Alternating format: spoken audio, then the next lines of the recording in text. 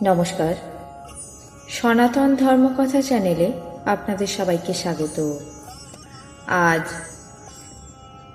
মেঘদূত কাহিনীর দ্বিতীয় পর্ব শুরু করব।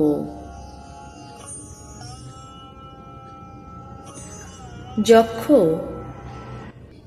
মেঘের কাছে গিয়ে বলছে, তুমি বায়ুপথে গমনের সময় সকল বাধাহীনভাবে চলবে। তোমাকে সকল পথিক ও তাদের প্রিয়া তাদের নিজেদের বিশ্বাস অনুযায়ী আশ্বস্ত হবে তোমাকে দেখে। আমার মতো যে ব্যক্তি পরাধীন নয়, এমন ব্যক্তিও তোমাকে দেখে তার প্রিয়াকে উপেক্ষা করতে পারবে না। মেঘ দেখে তাদের প্রিয়াদের মনে হবে আসন্ন বর্ষাকাল। তাদের স্বামীরা আর দেশে বিদেশে কর্মসূত্রে যাত্রা করতে পারবে না, আর যাদের স্বামীরা কর্মক্ষেত্রে বাইরে ছেড়ে আছে তারা শীঘ্রই ফিরে আসবে। আকাশপথে যাত্রাকালে অনুকূল বাতাস তোমাকে ধীরে ধীরে বয়ে নিয়ে যাবে। তখন দেখবে তোমার বামে সগব চাতক মধুর স্বরে ডাকছে। গর্ভধানকালের অভ্যাসবশত আকাশে মালার মতো সুন্দর বলাকাগণ তোমার সেবা করবে। তুমি অব্যাহত গতি নিয়ে, অর্থাৎ কোনোভাবেই না থেমে, তোমার সেই পতিব্রতা ভাতৃজায়াকে অবশ্যই দেখবে, যে দিবস গণনায় নিরত জীবিত আছে। অঙ্গনাদের কুসুমসম কোমল প্রেমময় হৃদয় প্রিয় বিচ্ছেদে ভগ্ন হয়ে আশার বন্ধনী তাকে জীবিত করে রেখেছে। যক্ষের প্রিয়া বিরহে নিয়ত মরছে, সে বিষয়ে কোনো আশঙ্কা নেই। সে কেবল আমার সঙ্গে মিলনের আশায় জীবিত রয়েছে, যার প্রভাবে মহিশৈলীন্দ্রপূর্ণ উর্বরা হয়, অর্থাৎ ব্যাঙের ছাতা উদ্গত হয়।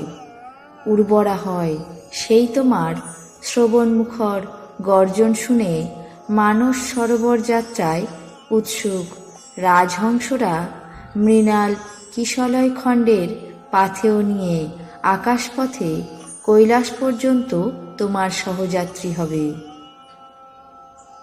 ওই তুঙ্গ হিমালয়ের কোটিদেশ লোকপূজ্য শ্রী রঘুপতির পদাঙ্কযুক্ত তোমার ওই প্রিয় সখাকে আলিঙ্গন করে বিদায় সম্ভাষণ করবে। সে প্রতি বর্ষাকালে তোমার মিলন লাভ করে দীর্ঘ বিরহজনিত উষ্ণ বাষ্পমোচন করে স্নেহ প্রকাশ করে। হে মেঘ, আমি তোমার গমনের অনুকূল পথের বিবরণ বলছি, শোনো। তারপর অতি সাবধানে আমার বার্তা শুনবে। পথে শ্রান্ত হলে পর্বতে পর্বতে বিশ্রাম নিয়ে এবং ক্ষুধার্ত হলে নদীসমূহের অতি লঘু জল পান করে তারপর আবার যাত্রা শুরু করবে। পর্বতে শৃঙ্গ পবন হরণ করেছে নাকি, এই ভেবে ঊর্ধ্বমুখী মুগ্ধা সিদ্ধাঙ্গ নাগগণ সরস বেতসপূর্ণ সেই স্থান থেকে যাত্রা করে পথে দিগ্নাগদের স্থূল শুণ্ডের আস্ফালন ত্যাগ করে উত্তরাভিমুখে আকাশপথে ধেয়ে চলবে।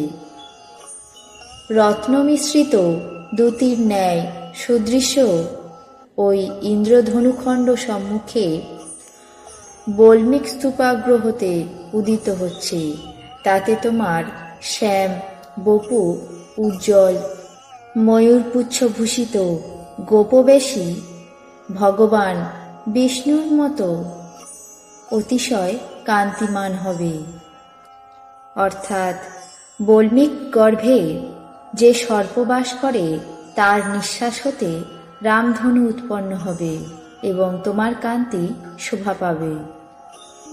কৃষিফল তোমার উপর নির্ভর করে। এজন্য ভ্রুবিলাসী অনভিজ্ঞ গ্রাম্যবধূরা প্রীতিস্নিগ্ধ সতৃষ্ণ নয়নে তোমাকে দেখবে। তুমি সদ্য হলকর্ষিত মালভূমির উপর আরোহণ করে তা সুরভিত করে কিঞ্চিত পশ্চিম দিকে যাবে এবং পুনরায় লঘুগতিতে উত্তর দিকে ধেয়ে চলবে। আজ মেঘদূত কাহিনীর দ্বিতীয় পর্ব এখানেই শেষ করছি। বাকি অংশ আগামী পর্বে পাঠ করে শোনাব। আপনাদের কেমন লাগছে তা অবশ্যই কমেন্ট বক্সে জানাবেন। চ্যানেলটিকে সাবস্ক্রাইব করবেন, লাইক করবেন, শেয়ার করবেন। ধন্যবাদ।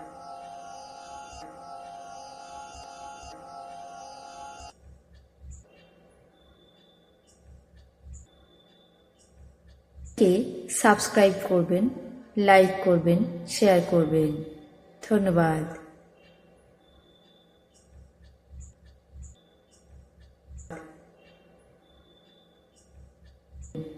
ধন্যবাদ।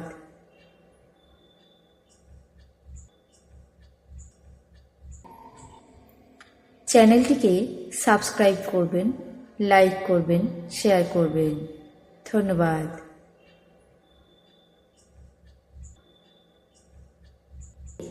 চ্যানেলটিকে সাবস্ক্রাইব করবেন, লাইক করবেন, শেয়ার করবেন। ধন্যবাদ। শেয়ার করবেন। ধন্যবাদ।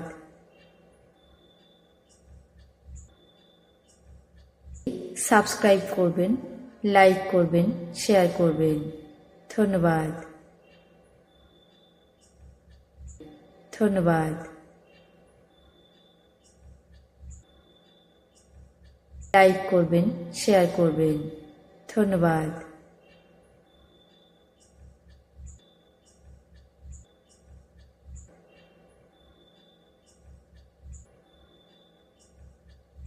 লাইক করবেন, শেয়ার করবেন। ধন্যবাদ।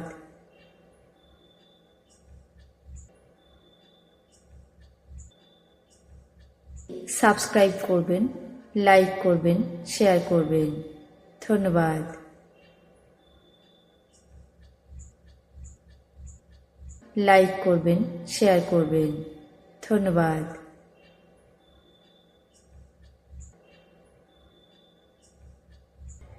চ্যানেলটিকে সাবস্ক্রাইব করবেন, লাইক করবেন, শেয়ার করবেন। ধন্যবাদ।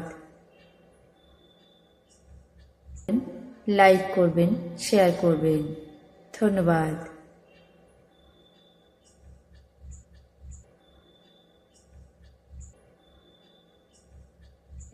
চ্যানেলটিকে সাবস্ক্রাইব করবেন, লাইক করবেন, শেয়ার করবেন।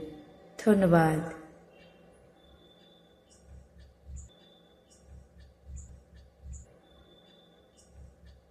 ধন্যবাদ। করবেন, শেয়ার করবেন। ধন্যবাদ। লাইক করবেন, শেয়ার করবেন। ধন্যবাদ। ধন্যবাদ।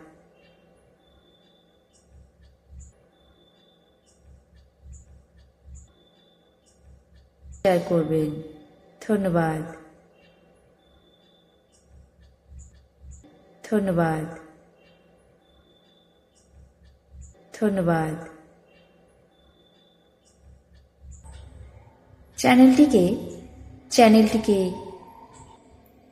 চ্যানেলটিকে সাবস্ক্রাইব করবেন, লাইক করবেন, শেয়ার করবেন।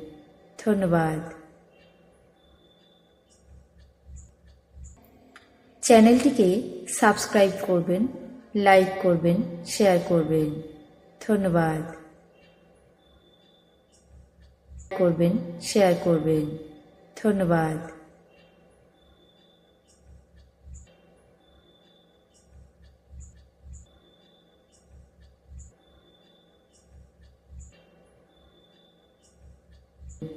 ধন্যবাদ।